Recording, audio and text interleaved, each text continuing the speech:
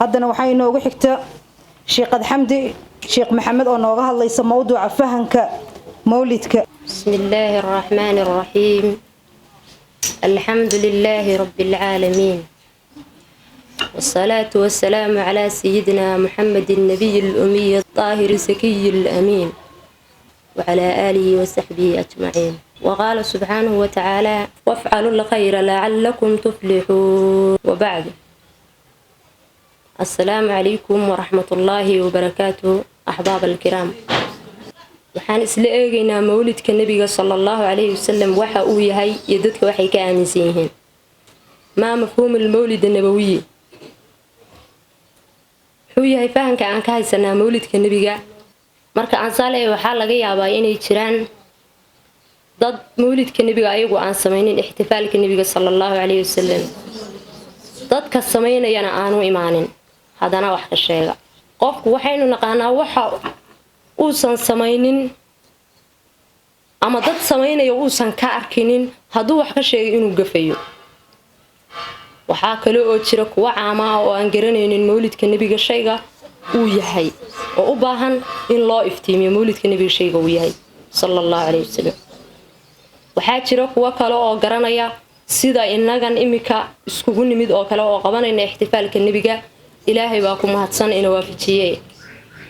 haddaba mawlidka nabiga ma waxa weeye sida salaada oo kale tashay rugni gaar ah leh oo hadii rugniyo gaar ah oo mid laga taga aan ahaanaynin mise ma aha ayaan leenahay. لأن احتفال المولد النبوي الشريف ليست له كيفية المخصوصة. ما أهان كيفية أو خاصة وحو أهان يا شيء كستو أو خير لون تشيدو تعظيمين النبي صلى الله عليه وسلم. sida inagu imika inuu tacdiiminayno ilaahay baa tacdiimiyay inaga ayaa ilaahay ugu dhawaanayna nabigeena inaan tacdiimino sallallahu alayhi wasallam. dadkana uu ugu jirto faa'iido ishanuunin diintooda iyo dunyadoodaba, sida quraanka oo la akhriyo, sida hadda ahbaabtii igu horeysay ay aayadaha quraanka ay noogu akhrinayaan oo dhageheena ugu raaxaynayaan oo kaleeto. siiradii nabiga oo laga sheekeeyo sallallahu alayhi wasallam sidoo kale taayadana waynu maqlayn dhageheena ayaynu ugu raaxaynayna siiradii nabiga sallallahu alayhi wasallam. fadaa'ishiisa, jihaadkiisa, shujaacnimadiisa, sharaftiisa, xataa sidoo uu ekaa jiilkeena yareerka inaan barno inteena waaweyna aynu isxasuusino ayuu ahaanaya mawlidka nabiga sallallahu alayhi wasallam. sida nawaahida oo la iska reebo, awaamirta oo la isfaro oo kaleeto.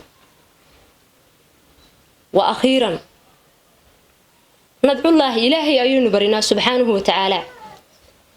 وحان أمالين يا شيء معناها أسله إني سنشرين لبا اسكو خلافتي وأمد مسلمين تحكمد لبا داسو عقلي علم وصاحب كما سي فوقانا يا أحباب الكرام وحينو سيدادهن دون مشايخ بدن وحان الله والسلام عليكم ورحمة الله وبركاته.